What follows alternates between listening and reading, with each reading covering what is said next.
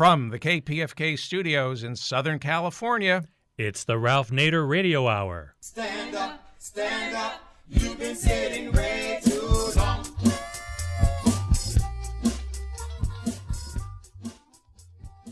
Welcome to the Ralph Nader Radio Hour. My name is Steve Scrovan, along with the man of the hour, Ralph Nader. Hello, Ralph. Hello, everybody, and Happy New Year. On today's show, we welcome Oscar-nominated and Emmy-winning writer-director Josh Fox. Most of you may be familiar with his documentaries that blew the lid off the wonderful world of fracking, Gasland, Parts 1 and 2. He also lectures around the country and has written a book entitled The Truth Has Changed. We're going to be talking to him about that, as well as all that he has endured going up against the fossil fuel industry. In the second half of the show, we welcome back constitutional scholar and regular guest Bruce Fein. In the past, we've talked to Bruce about war powers, John Bolton, Brett Kavanaugh, the Mueller investigation. Today, he's going to give us his take on the confirmation hearing of Donald Trump's latest nominee for Attorney General, William Barr, and what was asked and what wasn't asked, more importantly. As always, in the middle, we will head over to the National Press Building to check in with our corporate crime reporter, Russell Mokhiber.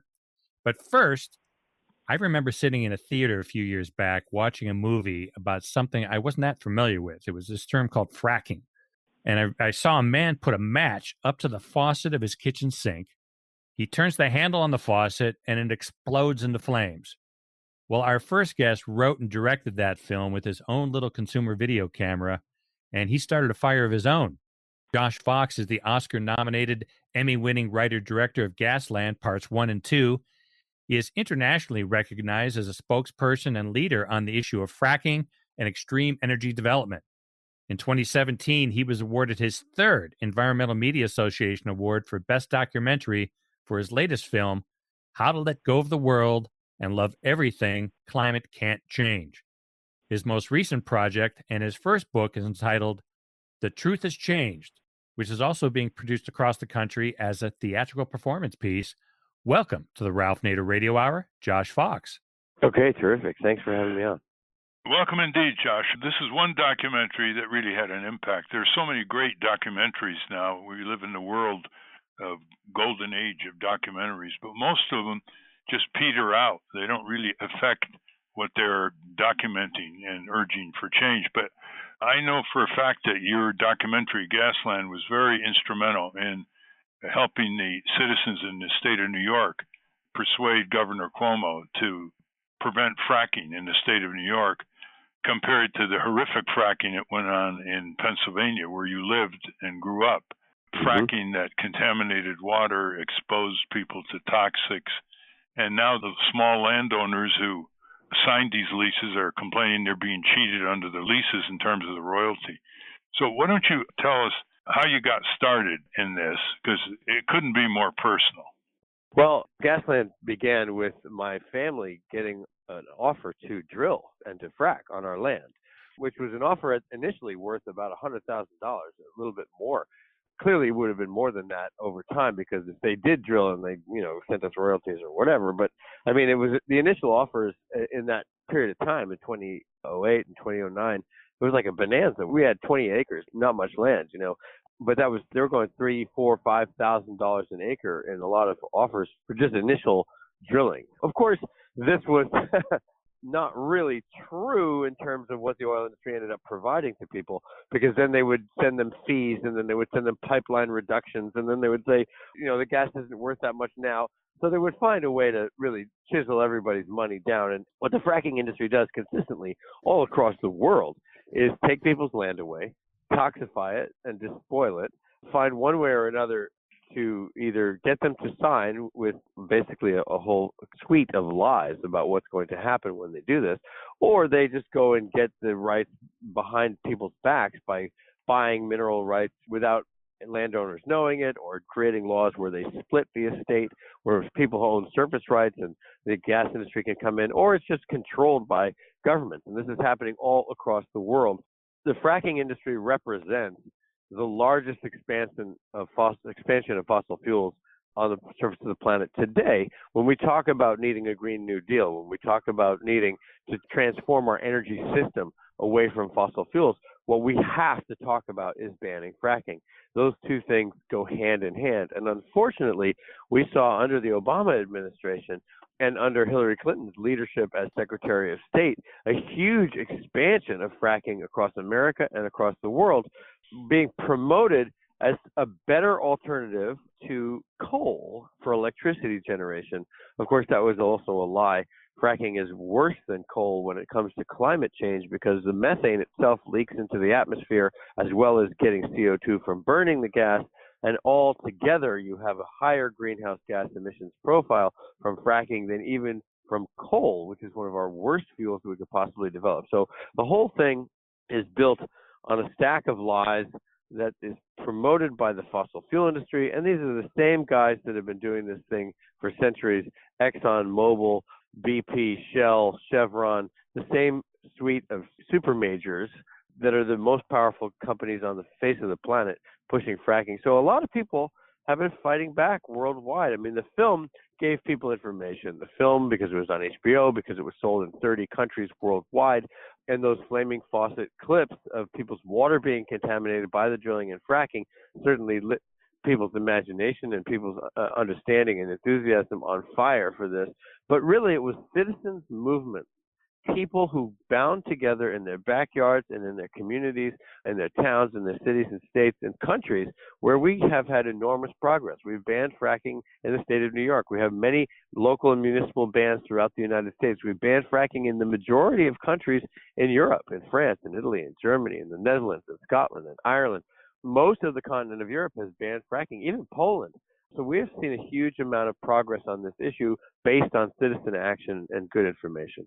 But just to go back, when Fracking Man approached your dad, apparently he lied. He said, we don't use chemicals. And of course, 1 million people in Pennsylvania rely on groundwater.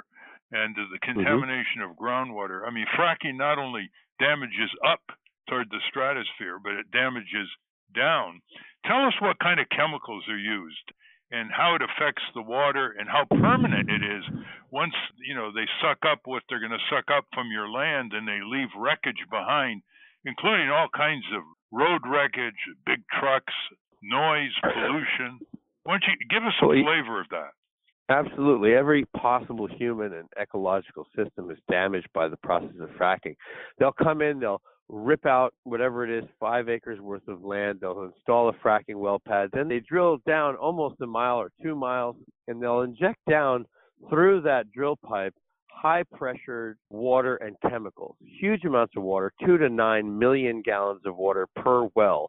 And then that water is infused at different stages of the process with hundreds of toxic chemicals. We know of about 900 different toxic chemicals that they put into the ground. These are carcinogens. These are neurotoxins. These are endocrine disruptors. They're petroleum distillates. They're corrosion inhibitors. There's all sorts of things. And a lot of these chemicals are proprietary. So Halliburton or Chevron or Shell, they're not required to tell you what's in these chemicals, although we know they're incredibly harmful to human life and incredibly long-lasting. Most of these chemicals do not biodegrade. They stay in the ground. And what happens, of course, is they leak out the sides of the gas well. The cement casing breaks down. You get chemical infusion into the water table. You're drilling through the water table when you do that. You have methane migration that comes up around the sides of the well, and you have methane and benzene and other BTEX chemicals and toxic chemicals going into that water table. So when you're using a private water well, as 1 million people in Pennsylvania do, and over 1 million people in Michigan do, and people all over this country do, you're going to get those chemicals inside your groundwater, and you cannot clean groundwater. Surface water is very hard to clean, but groundwater, that's almost impossible because you're talking about chemicals stuck to the dirt particles that filter through the water. So it's a permanent state of destruction of that landscape. As well, you have volatile organic compounds, which are wafting off of the surface of those wells. They'll boil off the water when they get to the surface, and they literally separate out the benzene, the toluene, the xylene on the site. So those chemicals waft into suburban neighborhoods. I'm talking about fracking is happening in cities. Fracking is happening next to schools. Fracking is happening next to places where people live all over this country, in Colorado and Texas and California. How deep do they and drill? Pennsylvania. How deep do they drill? It depends. If the shale formation or whatever their target formation is 2,000 feet down, then they'll drill 2,000 feet. If it's a mile down, they'll drill a mile. I heard that the reason why they couldn't do fracking decades ago is they didn't have the sophisticated technology, and a lot of this technology was a result of government research and development. Is that true? Well, fracking, there's different kinds of ways to look at this, but the modern fracking that we're talking about right now was really pioneered at Halliburton and a company called Schlumberger. And yes, a lot of research, and we know Dick Cheney, the vice president during the Bush administration, was the CEO of Halliburton just before Bush came to power. And one of the main things that happened was they got exempted from the Safe Drinking Water Act. Yes, there was an enormous upswing in technology. The pressure and the amount of chemicals, the amount of water going down those wells, it escalated astronomically. It rivals a cluster bomb under the ground. It's like a mini earthquake. One of the real things that happened was during 2005, the Bush-Cheney administration and the Congress exempted fracking specifically from the Safe Drinking Water Act. The Safe Drinking Water Act being the law that says if you're injecting chemicals into the ground, you need to report those chemicals to the EPA, and there's a chain of liability. Once they were exempt, there's no liability. Nobody knows what chemicals they're putting in what place, so they have no legal liability. When a landowner comes and says, "You poisoned my water," and they say, "Oh, no, we didn't use those chemicals at that location," that means they get off scot-free. So that was one of the major things that happened in Washington to make fracking explode all across this country. Well, talk about state-federal regulation and whether there have been any civil litigation that succeeded, tort law litigation. There's a lot of fracking cases. In fact, Gasland Part 2 focuses on 3 major cases in 3 major states, in Texas and Pennsylvania and Wyoming. Those cases were based on science that was performed by the EPA. It's very difficult for citizens themselves to conduct this kind of science. It's extraordinarily costly to prove what chemicals you have to test for all these chemicals. You have to figure out where they migrated from. You have to test for 800 or 900 chemicals. These are kinds of things that citizens can't do out of their own pocket unless they're extremely wealthy. So EPA or the government institution has to come in and say, this is America. You can't inject these toxic chemicals into our backyard. We're going to find out what you're doing. However, as you should find out in Gasland Part 2, the most toxic injection that the gas industry does is injection of high-pressure money into Washington, D.C. And we see in 2012 when Barack Obama gives his State of the Union address where he touts natural gas industry talking points that, in fact, they were about to shut down all of the investigations that EPA had to protect citizens in the United States. And if you watch Gasland 2, it is incredibly angering when you see these investigations prove that the fracking industry has contaminated groundwater, and then all of a sudden, the Obama administration completely backs off of that. They suspend their conclusions. They fire the people involved. Lisa Jackson at EPA resigns, and all the people who were doing good work on fracking within the government, which the movement had persuaded people to do this, right? Obviously, the movement asked EPA to do this kind of study. All of that good work folded up and thrown away, and fracking goes back on the march. Isn't it amazing? We're talking with Josh Fox, who's the author of the new book, a book like you've never read in terms of the way it's organized, by the way. The truth has changed, and the rules have changed. You say the water has changed, the climate has changed, the truth has changed. We must change. And this is really a legislative crime of the first proportions. Imagine a sane Congress exempting one of the most toxic matrices of drilling in the world from the safe drinking water designed to prevent death, injury, and disease among the people. And then Obama taking after Bush, lifting any kind of regulatory pressure and disclosure. Are the states starting to pass some of the stronger regulations? I hear something's going on in Colorado here on fracking. Well, the citizens have had to really make this their obsession, a life's work. When we banned fracking in the state of New York, it was because of hundreds of thousands of New Yorkers who dedicated their time, day in and day out, week after week. This should not be how this works. I mean, the government should basically, yes, you're right, it's a crime. The Obama administration boasted that they drilled more than the Bush administration. we have had very few champions within government who really deeply understood this issue. Bernie Sanders, I was, full disclosure, I was a surrogate for the campaign and helped advise that campaign. When he came out to ban fracking, this was a ray of sunshine like we've never seen in that movement. I mean, most politicians will say, oh, well, we should regulate the process. Well, I know from a decade of studying this that regulating the process doesn't do anything and it means nothing. You ban it or you don't ban it. Once the frackers get in, they treat this entire regulatory system as if it were parking tickets. And they often don't even have to pay the parking tickets. So they'll get in. If they start drilling, you will be contaminated. That's what will happen. I've not seen a regulatory regime, a suite of laws that allowed the drillers to go forward that actually protected the people. I haven't seen that because it's impossible. The process is inherently contaminating. What is this hypnosis that's grabbed even so-called liberal politicians? Governor Jerry Brown favored fracking. He's talking all over the Western world about climate disruption, which I like it's called rather than climate change, climate violence, climate crisis. He goes to Europe and exposes the Trump regime on this and withdrawing from the Paris Accords. And in California, he defends and promotes fracking. We don't even need the fossil fuels from fracking. We waste more in a year in terms of our own energy lack of conservation than fracking is going to give us. So what is this hypnosis over liberals as well? I mean, is Nancy Pelosi going to do anything? Are the progressives in the House of Representatives going to start the ball rolling to repeal the exemption from the Safe Drinking Water Act? Well, Ralph and Nate, I completely agree with you. It's extraordinarily disappointing and disheartening to see the Democrats become the party of fracking. And I think one of the major disputes in the 2016 election that you're going to see play itself back out right now in 2020 is that fracking issue. Democrats who support a Green New Deal are not going to be people who support fracking. Democrats who are serious about climate change action need to say that we have to ban fracking. But what's happened here, is an entrenched interest of the oil and gas industry for hundreds of years, right? For over 100 years, they've had an entrenched and very powerful interest in Washington and at state governments as well, local governments. And I think at the same time, you also have an acceleration of pressure from money in the system that, has turned that entrenched interest into a sort of turbocharge. But I don't understand how a governor like Jerry Brown, who's on his way out, and there was a huge campaign called Brown's Last Chance.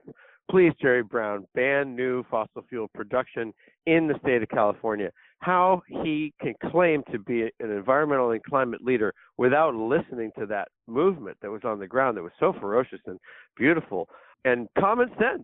I do not understand that. See, I think some of this has to do with the fact that these people have relationships for years and years and years. I know a person like Alexandria Ocasio-Cortez does not have a 10-year relationship with an oil and gas lobbyist who's given her money for her campaigns. And they have a chit-chat relationship that they go to dinner at the same country clubs. That is not happening with this new generation of people in Congress. However, I'm sure Nancy Pelosi, Jerry Brown, Hillary Clinton, not to mention the Republicans who are way worse than the Democrats on this issue. These are long-term relationships. And unfortunately, we have to break that cycle. That's very difficult to do. But I think, look, I saw Abdul Al-Sayed tweet this morning, 81% of people in America support a Green New Deal. Over 50% of Americans favor a ban on fracking. 75% of Democrats favor a ban on fracking. Now, let's get to my book for a second. The Truth Has Changed is about these very sophisticated new forms of propaganda that we are seeing on social media that are smear and misinformation. That is old news. Smear and misinformation has been used by the oil industry, the fossil fuel industry, for decades. But what we see with the rise of Steve Bannon and Cambridge Analytica and Donald Trump are very sophisticated psychological techniques we call psychographics that are aimed specifically at voters to turn their most deepest felt convictions against them in ways that they can divide and conquer an electorate And I know a lot about this because I was the target of a smear campaign from the oil and gas industry going 10 years now almost.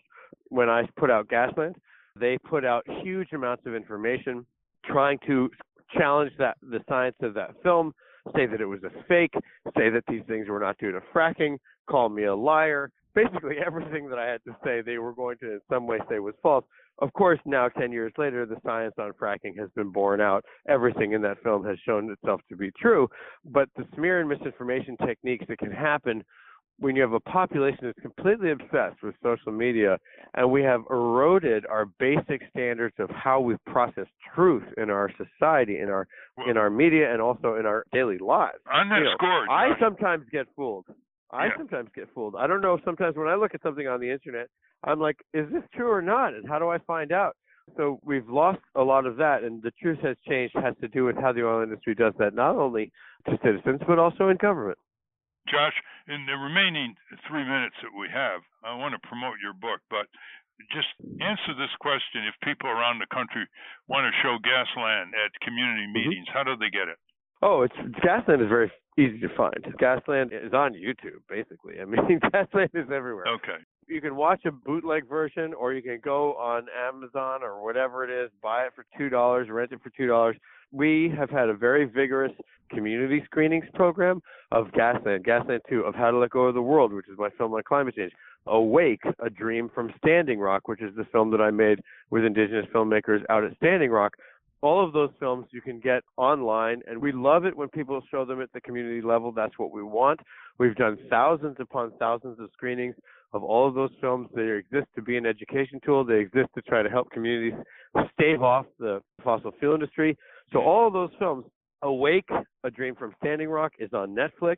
How to Let Go of the World, type that in. Just put in my name, and then you'll see there on Google or whatever it is that you're using my whole list of films. And I think all those movies will be helpful to people and also entertaining. They're really good. Well, by the way, I do say so myself.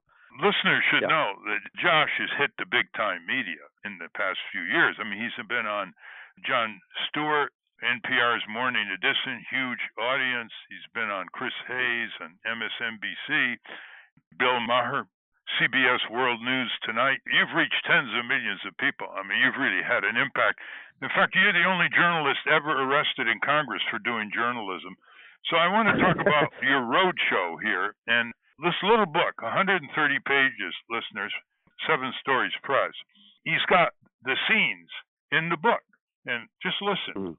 These are all scenes. They're not just chapters. American owned and operated. Church of Pompeii. It's a damn shame. How do things change? Poisoning the well.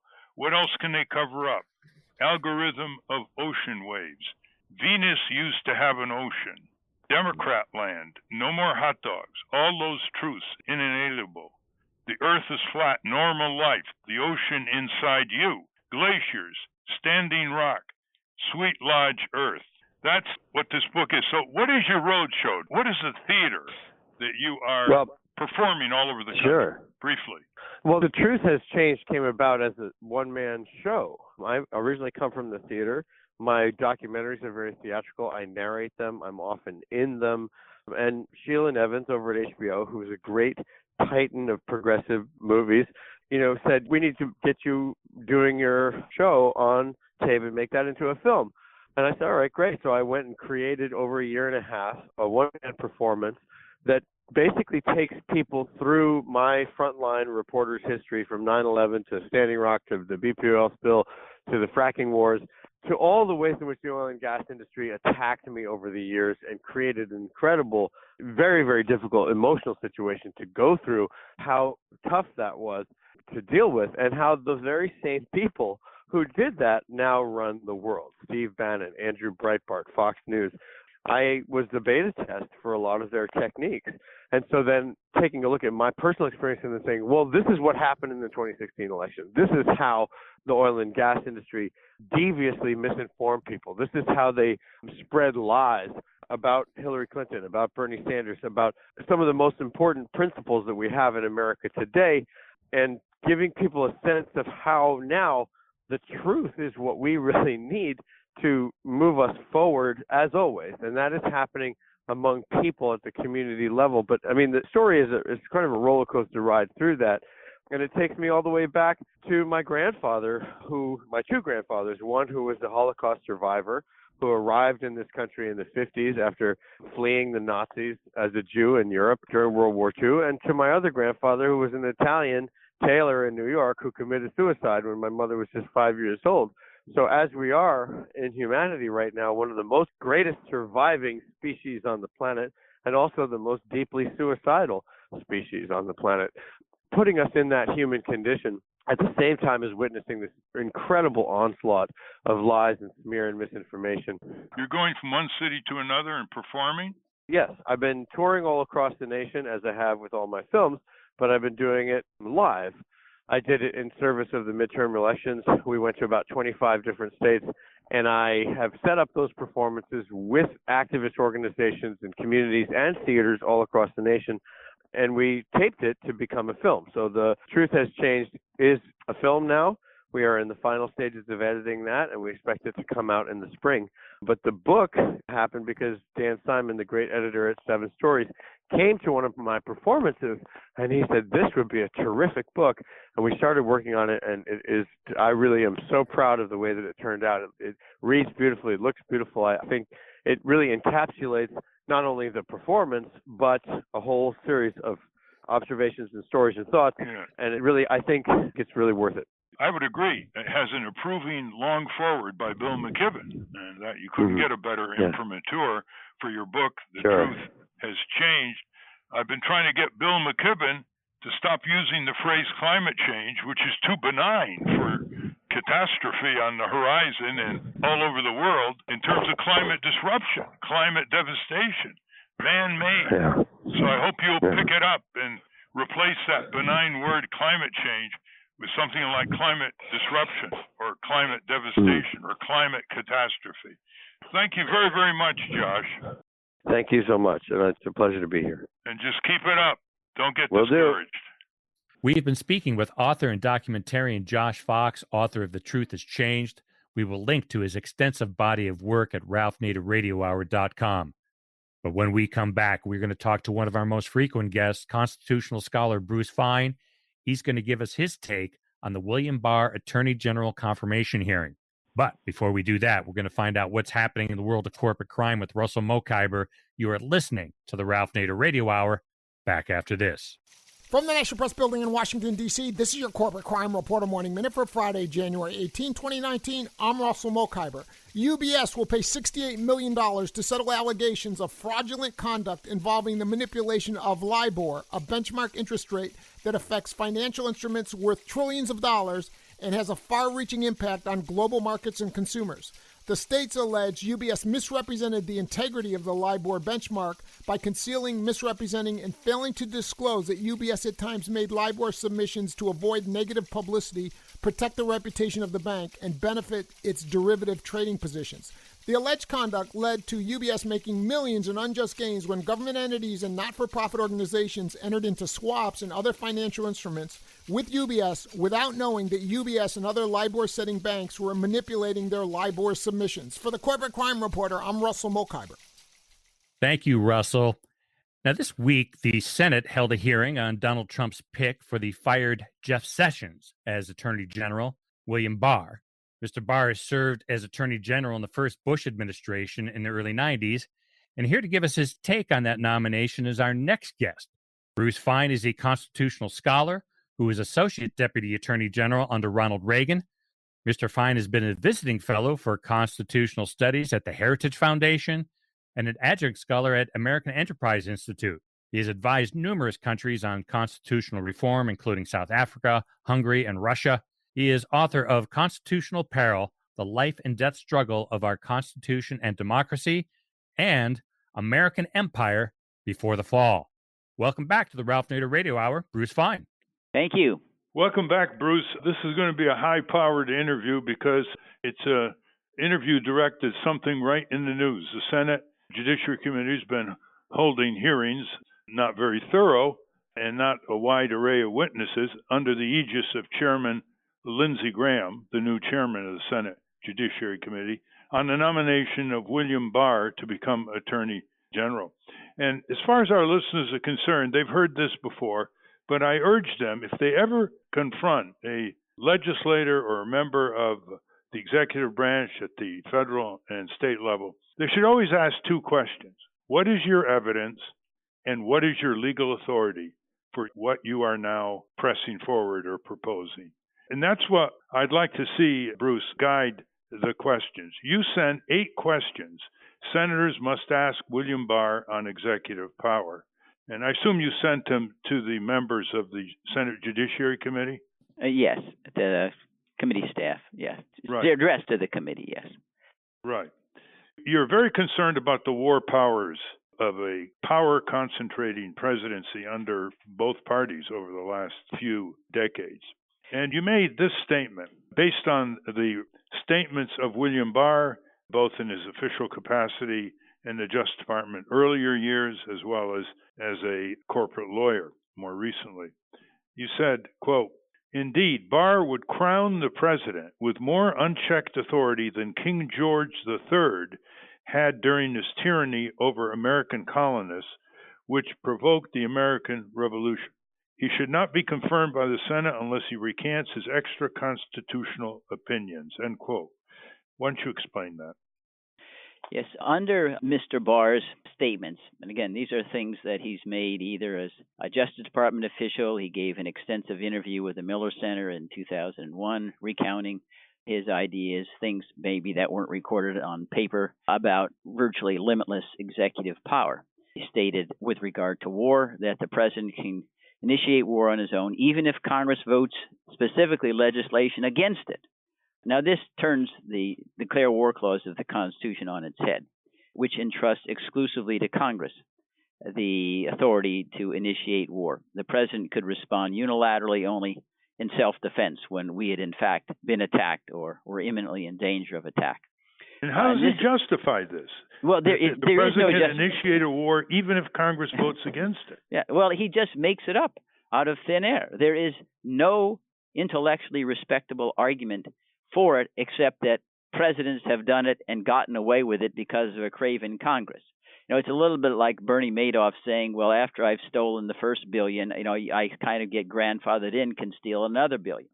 The fact is, Ralph, that there was not a single voice during the Constitutional Convention, the ratification debates, the early Congresses who dissented from the understanding that only Congress could take the nation from a state of peace to a state of war. And that included Alexander Hamilton, who was the most vocal proponent of a muscular president. Even he said the plain, he said plain, not ambiguous, the plain meaning of the Declare War Clause is up to Congress to decide exclusively whether circumstances justify going from a state of peace to war.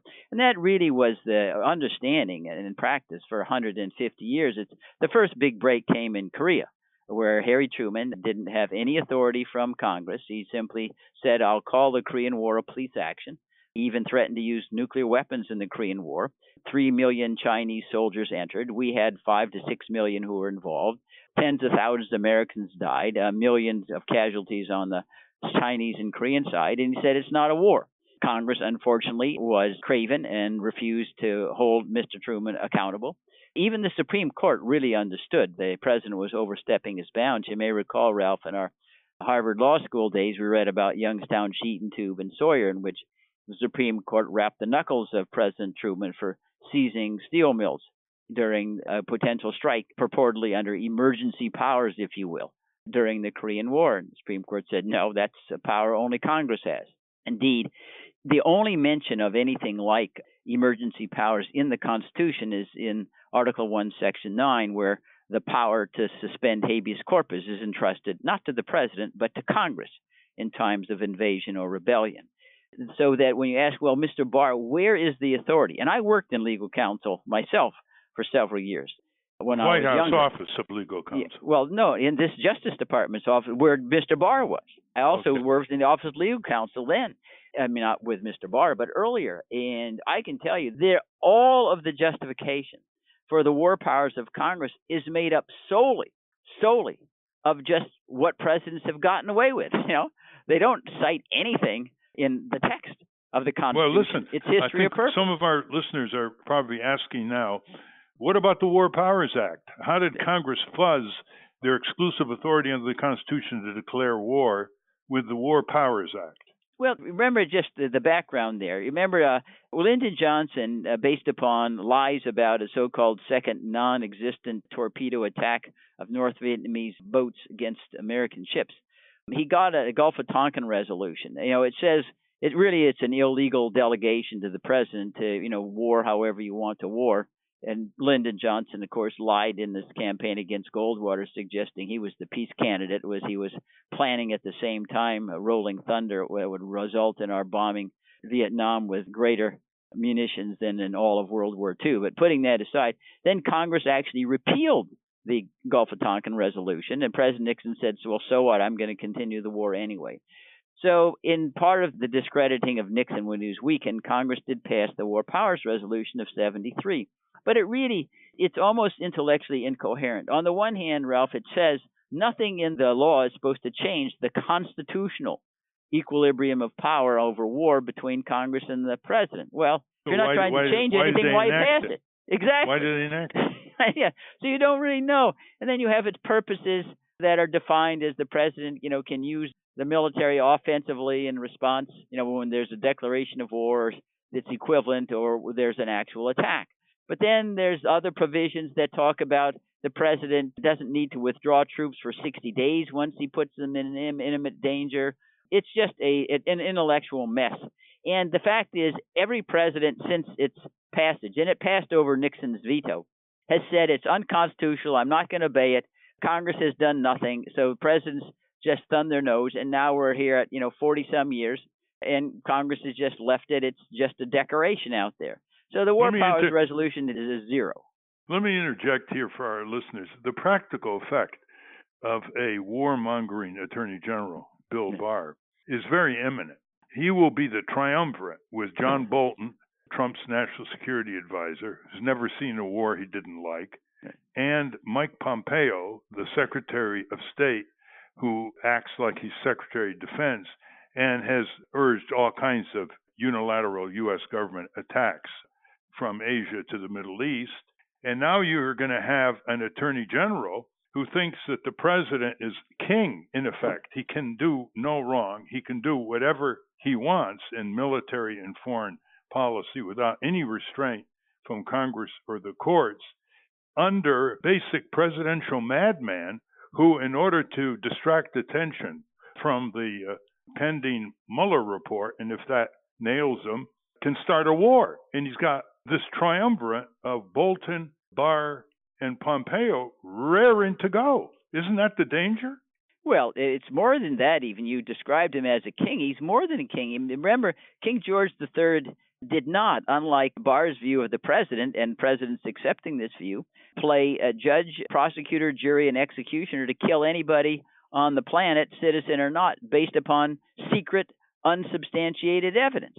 That is, with a war power now as conceived and practiced, and not just conceived, practiced, means the president can choose anybody he believes based upon evidence we never get to see is a danger and vaporize them, and that's the end of it. One person who suffered that fate was a citizen. It was the teenage son of Anwar al-Awlaki, never been accused of anything. He's now disappeared from the history books, wiped out by a Predator drone under President Obama. He never explained ever how he selected the teenage son of Mr. al-Awlaki. He didn't have to explain what standards he used.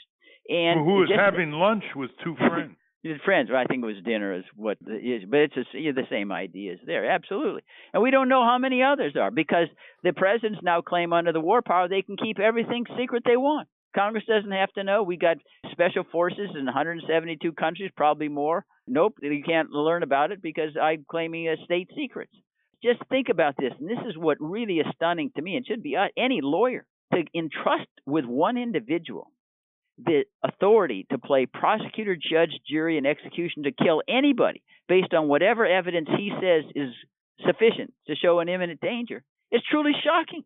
It's like going from the heliocentric to the geocentric theory of the universe in the law. We're back to the Spanish Inquisition. Now, it's true we have some political restraints, so this unbelievably tyrannical power has not been exercised at a level. It's not a genocidal level. But it's, as Justice Jackson warned, the principle lies around like a loaded gun. It could turn up and the president could massacre everybody. Well, I decided to decree you're imminent danger. We shouldn't wait until all of the ammunition has been used to kill us all before we respond. And that's where we are now with an attorney and what general. About, and where are the courts? Where are the courts here? Yeah, and the courts have just been abysmal. They have accepted. When have there been challenges to these, what I call assassinations? They just accept state secrets. Sorry, dismissed. Not going to look at it. War powers issues, political question. There's no standing. They don't want to decide any of these questions. So we basically are now reduced, to without a check on the executive branch that's imposed by those entrusted with the law, like the Attorney General. We have as lawless an architecture as in China or Russia. We have a political architecture that restrains it more, but as a matter of principle, president can do whatever Putin wants to do, or President Xi in China. Just a matter of what he can get away with. It is true that from the Supreme Court on down to the district courts, they've just abdicated their role. So when a citizen challenges a lawless military act or a lawlessness by the presidency, they say, well, you citizen, you and 300 million others don't have legal standing to sue because you don't have a stake that is going to make you sustain the suit. That's a medieval doctrine from ancient England, for heaven's sake. The other argument they make, which you alluded to, is it's a political question. The judges don't deal with political questions. Yeah, tell me about it. And it has to be resolved between Congress and the president. And so let's go to Congress. I don't know if you read this wonderful article by a Republican congressman from New Jersey in the Washington Post on January 11th. His name is Bill Pascrell, listeners, Pascrell. And the title of the article is, Why is Congress So Dumb? And the subtitle is, We Dumped Our Own In-House Experts, and so now we are allowing lobbyists to do our thinking for us. And I'm sure you read that. And that illustrates the point you've been making again and again in articles and testimonies. You've testified, by the way, listeners, Bruce Fein has testified about 200 times before committees of Congress. And that's one reason they've stripped their staff. They've cut out sections of the Government Accountability Office, which is the watchdog. They've eliminated the Office of Technology Assessment. They've cut into the Congressional Research Service budget. So you have people like Rand Paul, Senator Rand Paul. He's supposed to be a major opponent of concentrated power in the executive branch. And there are other libertarian, so-called senators. Where are they? Well, they're part of the problem, too. It's like a self-lobotomy, really. I mean, Senator Paul, some of the things I really applaud, but he doesn't even have his full staff there. This is overseeing, a $4.3 trillion enterprise. And you're exactly right. I've been here like you have, Ralph, 40, 50 years. And the staff salaries have gone down, not up. The level of accomplishment of staff is plunged. They only pay chairs? Do they pay them $30,000, $40,000, $50,000 a year in Washington, an expensive city? They're 25-year-olds. They're chief of staff. They know nothing. They don't even know about the Vietnam War. The committee chairs have been stripped of their power, which is now in the hands of four, two in the House, the two leaders of the two parties, and two in the Senate. And so, we used to get legislation through. Senator Warren Magnuson, chairman of the Senate Commerce Committee, he had much greater power than his successors today. So they've concentrated power from the 535 members of Congress in the hands of four leaders, two in the House, two in the Senate. That's right. And you don't even hardly remember the chairman. I mean, you remember John Dingell? He would threaten people and get action. The chairman used to be well known. Wilbur Mills, a Ways and Means Committee. Samuel Ervin on the Watergate Committee. Now they're just non-entities. The only people they even know about is the leadership. Either it's Nancy Pelosi or Boehner or Ryan or something. Nobody else even makes a cameo appearance on the scene. And the members don't even stay around. Typical week in the House is Tuesday through Thursday. They come in Monday and leave Thursday evening or back home Friday. They hardly are even in town. So they don't do any work. They don't have staff that really knows anything. And they hand all the power over to the executive branch, have a few hearings, and go away. And it is ridiculous because they have plenary power if they wanted to hire the best consultants, to have lawyers who were really good and paid them something. They could have, House and Senate counsel who actually knew constitutional law, but they don't do it. You've described the questioning at the Senate Judiciary hearing of Mr. Barr as pretty inadequate, right? Yeah, anemic, absolutely. We think of this, despite all the major legal issues concerning war powers, and people were worried about Trump initiating nuclear war on his own, there wasn't a single question, not one, from either a Democrat or Republican about war powers, which is stunning.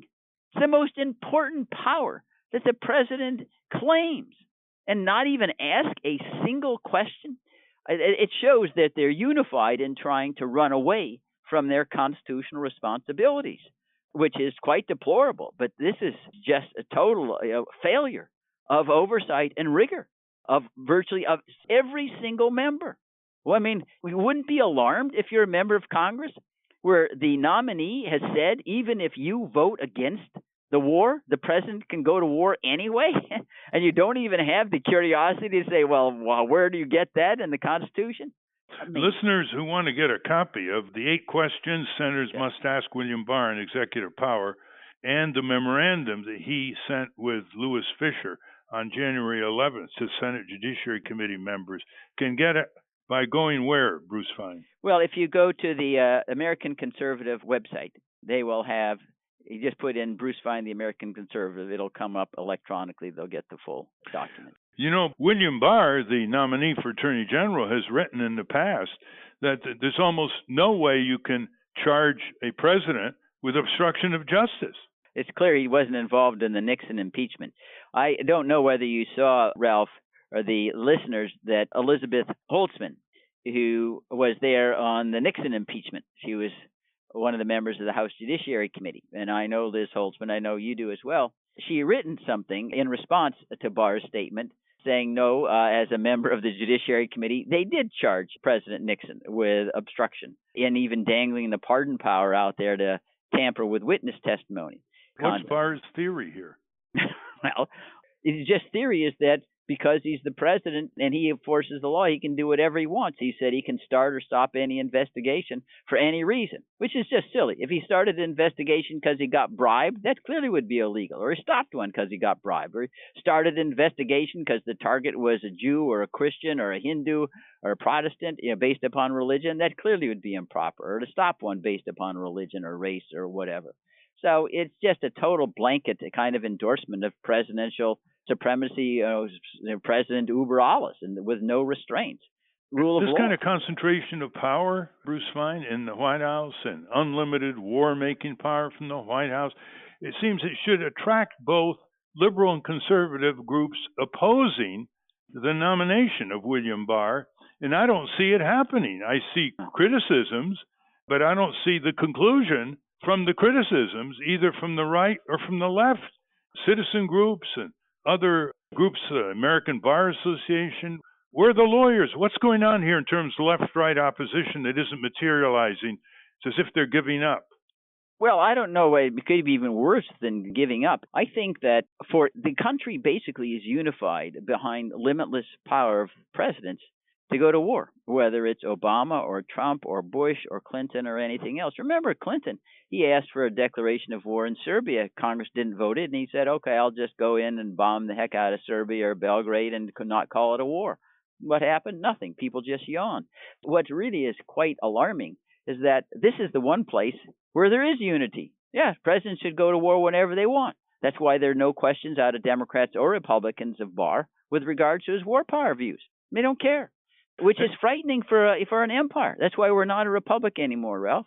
And I guess the prevailing view is we're the most powerful country in the world militarily, and we're invulnerable. We can go after everybody, and we're not going to get counterattacked.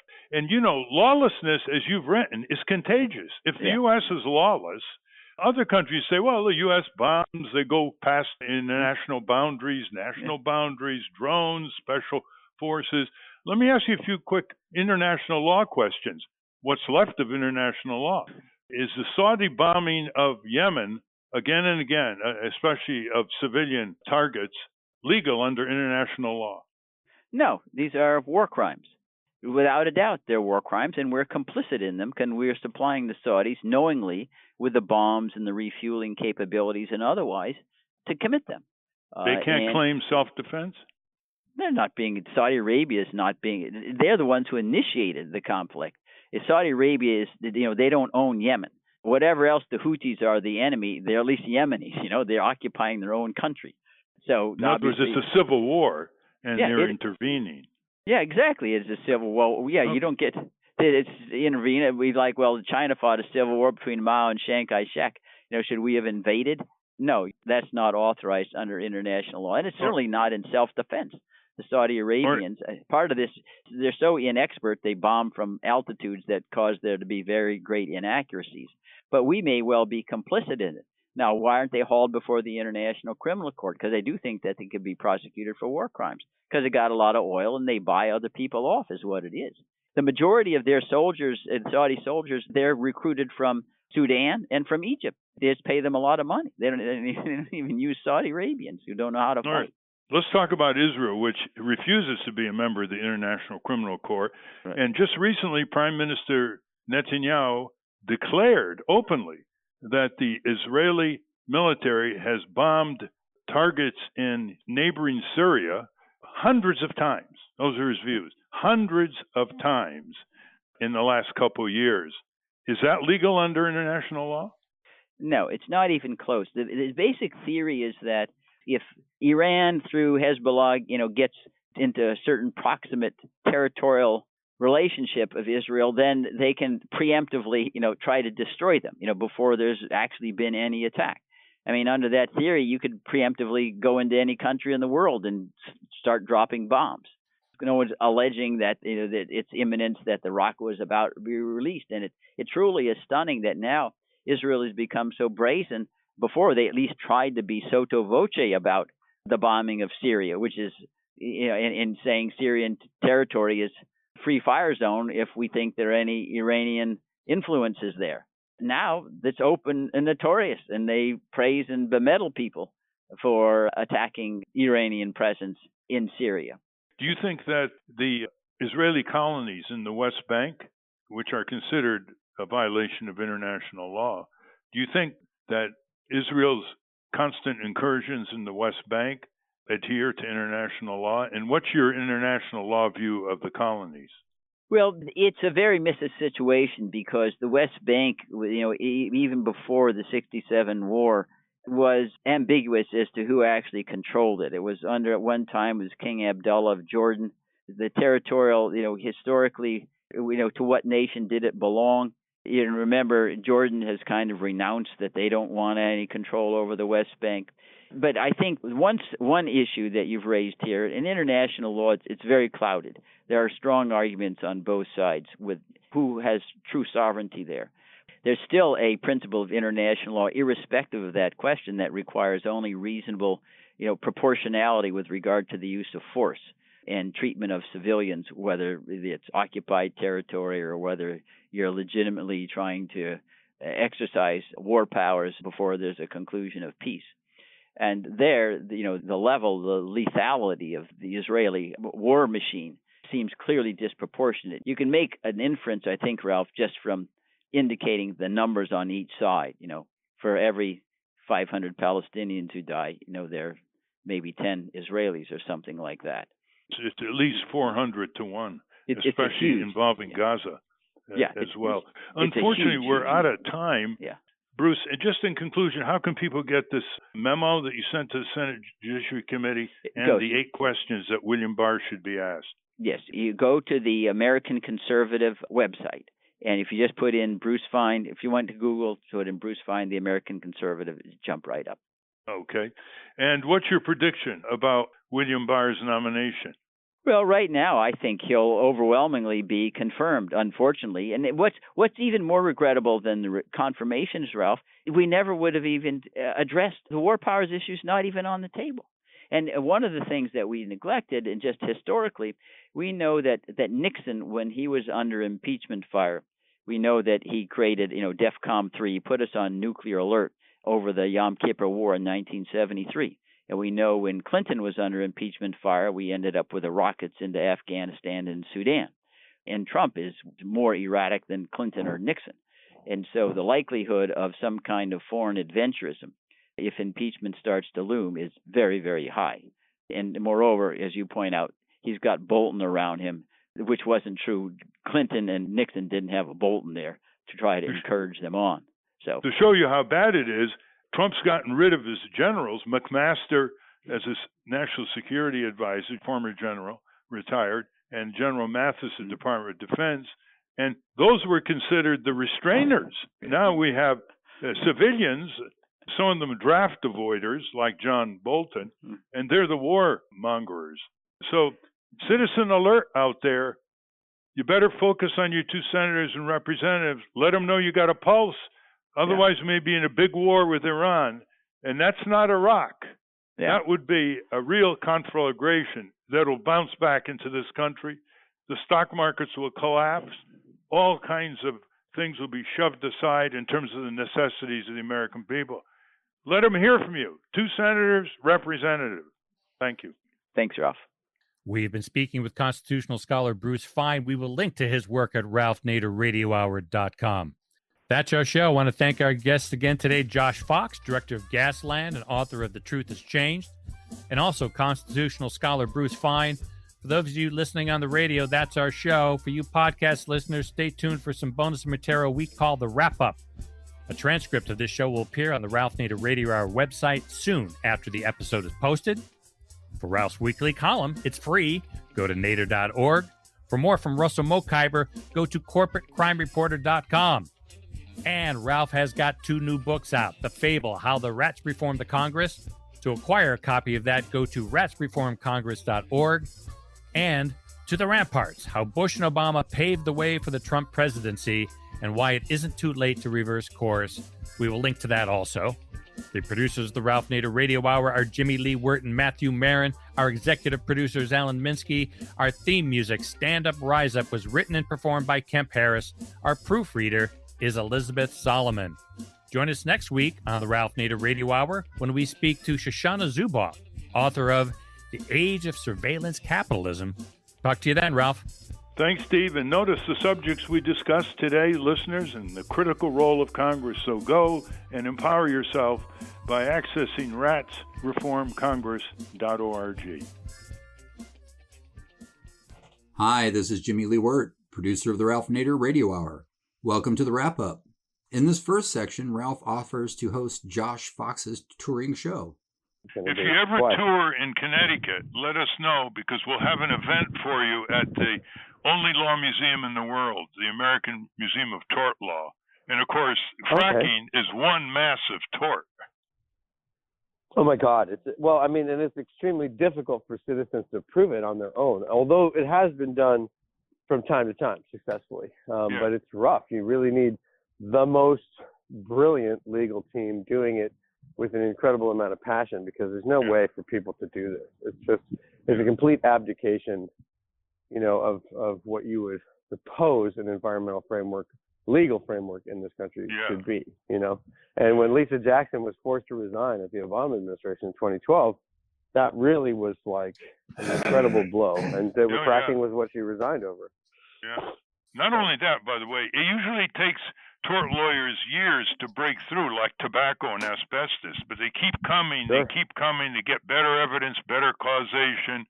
So look up the website. It's tortmuseum.org. We'd love to host you there. And now, Ralph takes Bruce Fein through a few more of the unasked questions of William Barr. Let's go through these very quickly here. You have, in your 8 questions, you have already answered some of them. So let me just check. Can a treaty obligate the United States to commence war on behalf of an ally, notwithstanding the declare war clause? Does either NATO or the United Nations Charter authorize the president to initiate war without a congressional delegation? Quickly. Yes. One of the major worries of the founders was that an elite group, the president and the Senate, could get together and justify war. So it was very important that the House of Representatives have a voice in a decision to go from peace to war.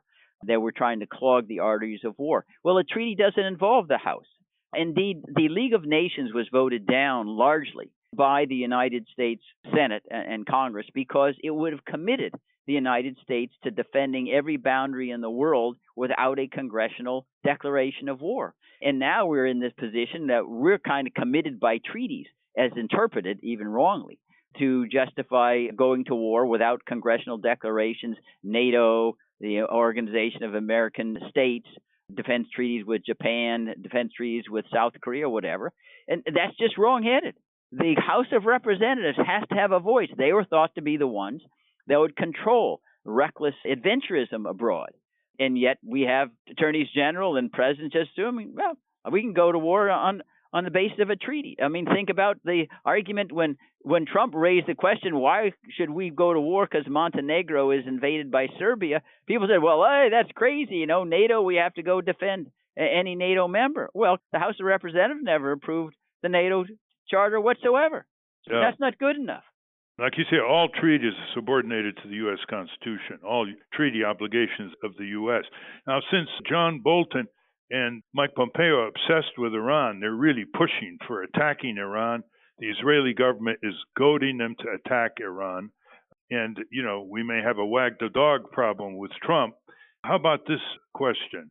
Was Obama's Joint Comprehensive Plan of Action to restrain Iran's nuclear ambitions a treaty requiring Senate ratification? Yeah. Again, it's a watering down of our constitutional dispensation. It was a treaty. Every single arms control treaty, really beginning to the Washington Naval Conference after World War I, has always been a treaty that the Senate has had to ratify. We even have migratory bird treaties.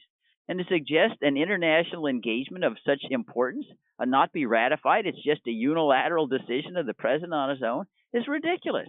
It's a clear circumvention of the Constitution requirement that you need to convince, 2/3 of the Senate that this is a good deal for the United States. Which allowed, a few months ago, Trump to withdraw from the Iran nuclear deal that our allies are still sticking with.